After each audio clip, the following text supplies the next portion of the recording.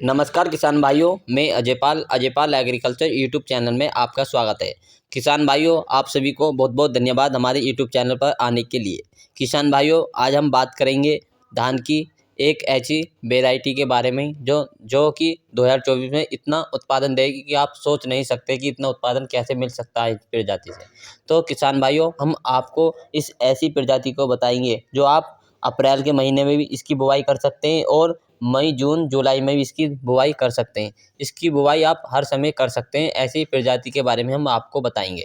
तो किसान भाई बने रहिए हमारे यूट्यूब चैनल पर। और किसान भाइयों, अगर आपको हमारी वीडियो अच्छी लगे तो लाइक एवं शेयर जरूर करें।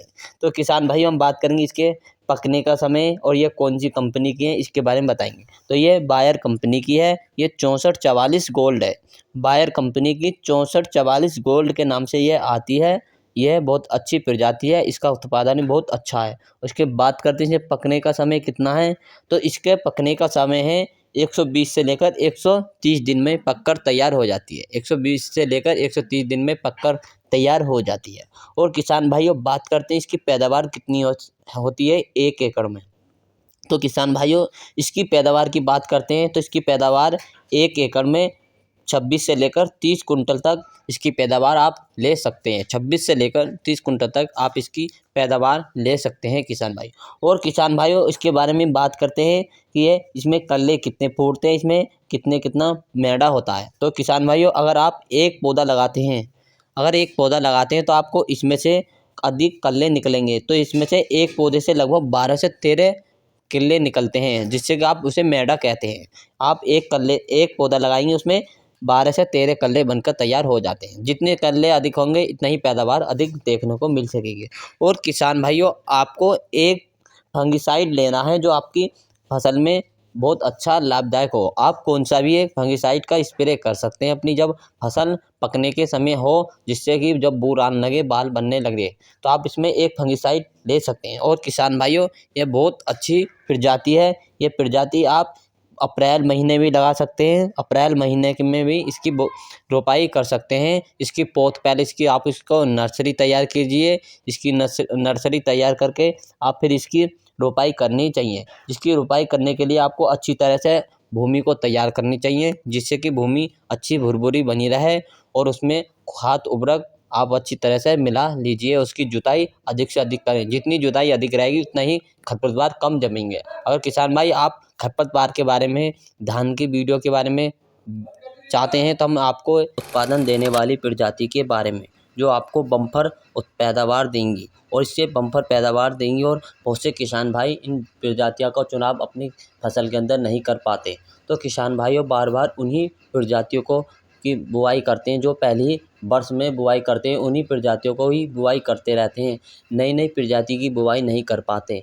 तो किसान भाइयों, आपको भी अपनी फसल के अंदर, अपने खेत के अंदर बीज का ही चयन करना ज़रूरी है। बहुत से किसान भाई उन दुकानदारों से वही बीज ले आते हैं जो पिछले साल ही बोया था, लेकिन नई नई प्रजाति का बीज नहीं चुन पाते। तो किसान भाइयों, आपको भी नई नई वैरायटी का चुनाव करना चाहिए, जिससे कि उनकी जानकारी मिल सके कि इसका उत्पादन कितना है, ये कितना उत्पादन देती है और ये कैसा, इसमें कोई रोग लगते हैं या नहीं लगते। एक बार आपको भी नई प्रजाति का ही चुनाव करना ज़रूरी चाहिए, जिससे कि किसान भाई आपकी पता चल सके कि इन जात प्रजाति की अच्छी प्रजाति है और ये रोग रोधक प्रजाति है। इसमें नहीं कोई कीट लगते, नहीं रोग लगता और इनका उत्पादन भी बहुत अच्छा है कि आप अगले वर्ष भी इनकी बुवाई कर सकें। तो किसान भाइयों, हम आपके लिए बहुत महत्वपूर्ण प्रजाति के बारे में बताएंगे। इन प्रजाति का चुनाव अपनी फसल के अंदर एक बार अवश्य करें। चलते हैं किसान भाई, शुरू करते हैं। पहली प्रजाति कौन सी है, चलते हैं किसान भाई पहली प्रजाति के बारे में। तो पहली प्रजाति है अराइज बायर कंपनी की। ये अराइज 6129, अराइज बायर कंपनी की है 6129। ये बहुत अच्छी प्रजाति है अराइज 6129। बात करते हैं किसान भाइयों, ये इसका बुआई का कितना समय है और ये बुआई कब की जाती है इनकी, और इसकी नर्सरी कब तैयार की जाती है। तो किसान भाई, सबसे पहले हम बात करते हैं इसकी नर्सरी के बारे में। इसकी नर्सरी कब लगाई जाती है। तो इसकी नर्सरी 21 मई से लेकर 25 मई तक इसकी नर्सरी की बुआई कर सकते हैं अपनी फसल, अपने खेत के अंदर। 21 मई से लेकर 25 मई तक इसकी नर्सरी की बुआई कर सकते हैं। किसान भाई, बात करते हैं इसमें बीज की मात्रा कितनी गिरनी चाहिए नर्सरी के अंदर। किसान भाइयों 1 एकड़ के लिए आपको बीज की मात्रा लगभग 6 किलोग्राम प्रति एकड़ इसकी मात्रा गिननी चाहिए। 6 किलोग्राम प्रति एकड़ इसकी बीज की मात्रा गिननी चाहिए 1 एकड़ के लिए। किसान भाइयों बात करते हैं इसकी रोपाई कब करनी चाहिए। इसकी रोपाई करनी चाहिए 25 जून से लेकर 25 जुलाई तक इसकी रोपाई कर देनी चाहिए खेत के अंदर। 25 जून से लेकर 25 जुलाई तक इसकी रोपाई कर देनी चाहिए अपनी खेत के अंदर। किसान भाई बात करते हैं इसके पकने का समय है और इसमें रोग लगते हैं या नहीं लगते, इसका उत्पादन कितना है। तो किसान भाई बात करते हैं पहले इसमें पकने का समय कितना है। तो इसका पकने का समय 120 से लेकर 125 दिन में तैयार हो जाती है। इसमें काफ़ी अच्छा पकने का समय है, ये ज़्यादा दिन नहीं लगती पकने में भी, 120 दिन में पक कर तैयार हो जाती है। किसान भाई बात करते हैं ये रोग रोधिक प्रजाति, इसमें रोग नहीं लगते और यह बहुत अच्छी प्रजाति है। किसान भाई बात करते हैं इसका उत्पादन कितना है। तो इसका उत्पादन 30 कुंटल से लेकर 39 कुंटल तक इसका उत्पादन देखने को मिल सकता है किसान भाइयों। 30 कुंटल से लेकर 39 कुंटल तक इसका उत्पादन देखने को मिल सकता है किसान भाई। चलते हैं किसान भाई अगली प्रजाति के बारे में चलते हैं। अगली प्रजाति कौन सी है। तो किसान भाइयों बात करते हैं दूसरी प्रजाति के बारे में। तो दूसरी प्रजाति है पायर कंपनी की है। कौन सी पायनियर कंपनी की है 27P31। पायनियर कंपनी की 27P31 बहुत अच्छी प्रजाति है 27P31। किसान भाई बात करते हैं इसकी रोपाई कब कर देनी चाहिए। तो इसकी रोपाई अपने खेत के अंदर 20 जून से लेकर 20 जुलाई तक इसकी रोपाई कर देनी चाहिए।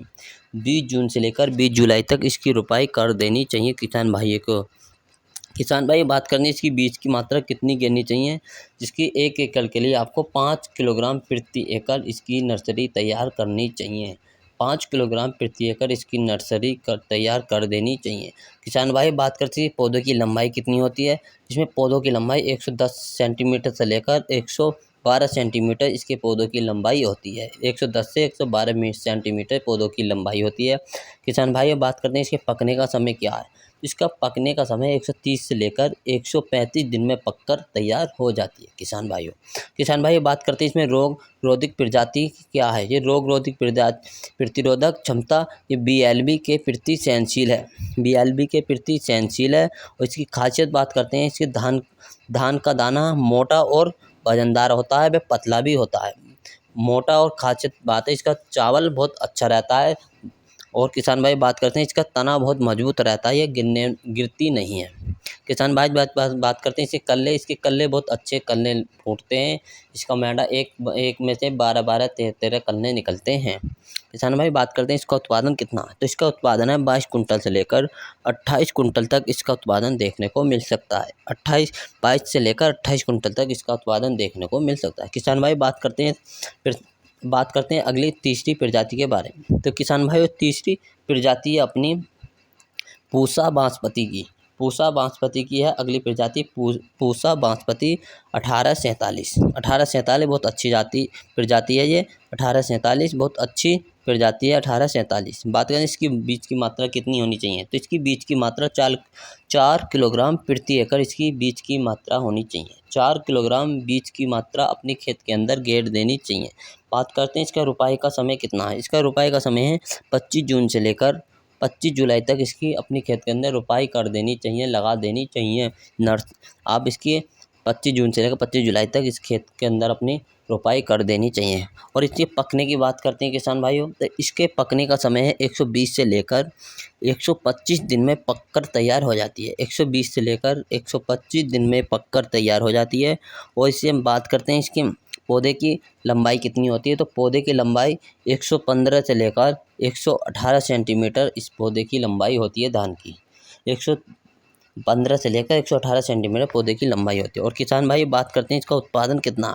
तो इसका उत्पादन है 25 से लेकर 28 कुंटल तक इसका उत्पादन देखने को मिलता है किसान भाइयों इसकी बात करते हैं रोग रोधिक प्रति क्षमता वाली BLB के प्रति सहनशील होती है। इसमें रोग की यह झुलसा रोग आदि रोग से मुक्त होती है। और किसान में बात करते हैं इसमें कल्ले अधिक निकलते हैं इसमें। और किसान भाई इसकी खासियत यह है दाना पतला होता है एवं चावल बहुत अच्छा चावल बनता है जो खाने के लिए बहुत महत्वपूर्ण होता है। और किसान भाई बात करेंगे अगली प्रजाति के लिए अगली वीडियो में।